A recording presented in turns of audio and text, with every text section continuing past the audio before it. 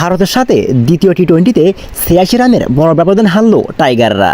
ব্যাটিংয়ে নেমে নির্ধারিত ওভারে টিম ইন্ডিয়া সংগ্রহ দাঁড়ায় ৩০ ওভার শেষে ৯ উইকেট হারিয়ে ২২১ রান করতে তারা সক্ষম হয়। নীতিশ রেড্ডি এবং রিঙ্কু সিং তারা পার্টনারশিপ করেন ৪৯ বলে ১০৮ রানের ১৯৭.৬৪ স্ট্রাইক রেটে ৩৪ বলে রান করেন ৭৪, ৪টি বাউন্ডারি এবং 7টি ছক্কা হাঁকান। পরে তিনি সাজঘরে ফেরেন। রিঙ্কু সিং সংগ্রহ করেন ২৯ বলে ৫৩ রান। হার্দিক পান্ডিয়ার ব্যাট থেকে আসে ১৯ বলে ৩২ রান।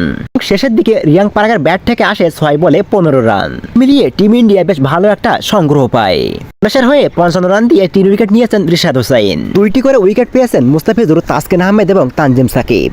বাংলাদেশ ব্যাটিংয়ে নেমে প্রথম ওভারটা বেশ ভালোই শুরু করে। তাদের সংগ্রহ দাঁড়ায় ১৪ রান। তৃতীয় ওভারে আশদীপের বলে বোল্ড হন পারভেজ হোসাইন ইমন।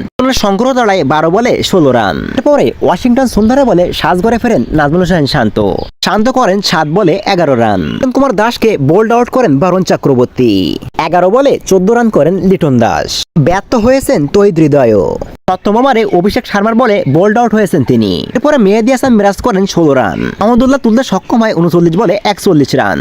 তাতেই বাংলাদেশের সংগ্রহ দাঁড়ায় ২০ ওভারে ৯ উইকেটে ১৩৫, যার মধ্য দিয়ে বড় এক ব্যবধান হারল টাইগাররা।